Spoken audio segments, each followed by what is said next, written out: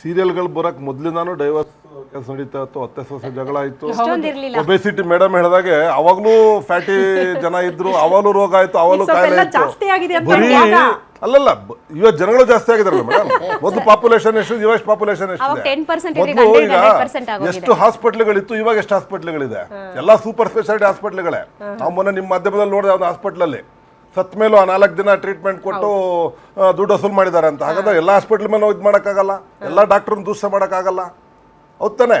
ಅದೇ ಥರ ಈಗ ಸೀರಿಯಲ್ ಅಂದಮೇಲೆ ನಾವು ಒಂದು ಸೀರಿಯಲ್ ಮಾಡಬೇಕಾದ್ರೆ ಮೇಡಮ್, ಫ್ರಮ್ ರೂಟ್ ಗ್ರಾಸ್ ರೂಟಿಂದ ಟೆಲಿಕಾಸ್ಟ್ ಆಗೋವರೆಗೂ 20 ಕಡೆ ಸ್ಕ್ರೂಟಿನೈಸ್ ಆಗುತ್ತೆ.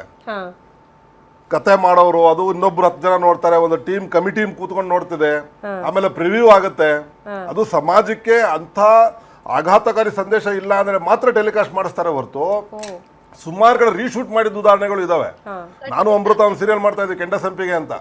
ಅದ್ರ ಅತ್ತೆ ಸೊಸೆ ಸಂಬಂಧ ಹೇಗ್ ತೋರಿಸಿದ್ವಿ ಅಂದ್ರೆ ತಾಯಿ ಮಗಳಿಗಿನ್ನ ಜಾಸ್ತಿ ತೋರಿಸಿದ್ವಿ.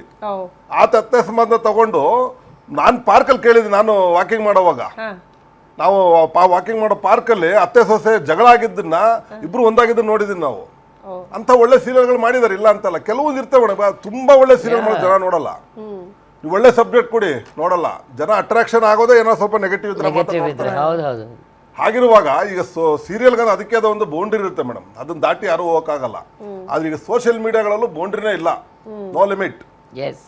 ಏನ್ ಬೇಕಾದ್ರೂ ಮಾತಾಡ್ಬೋದು, ಹೇಗ್ ಬೇಕಾದ್ರೂ ಮಾತಾಡ್ಬೋದು. ಬಟ್ ಅದನ್ನ ಸೋಷಿಯಲ್ ಮೀಡಿಯಾ ಕೂಡ ಪಾಸಿಟಿವ್ ತಗೊಂಡ್ರೆ ತುಂಬಾ ಜನ ಇದ್ದಾರೆ. ಈ ಉತ್ತರ ಕರ್ನಾಟಕದಲ್ಲಿ ಸುಮಾರು ಜನ ಒಂದು ಫ್ಯಾಮಿಲಿಗಳು, ಗುಡಿಸ್ಲಲ್ಲಿದ್ದಂಥ ಫ್ಯಾಮಿಲಿಗಳು ಇವತ್ತು ನಿಮಗೆ ಗೊತ್ತಿಲ್ಲ, ಬಿಗ್ ಬಾಸ್ ಒಂದು ಹೋಗಿದ್ದಾರೆ, ದೊಡ್ಡ ದೊಡ್ಡ ಮನೆಗಳನ್ನ ಕಟ್ಕೊಂಡಿದ್ದಾರೆ, ಕೋಟ್ಯಾಂತರ ರೂಪಾಯಿ ಮನೆ ಕಟ್ಟಿದ್ದಾರೆ, ಕಾರ್ಗಳು ತಗೊಂಡಿದ್ದಾರೆ.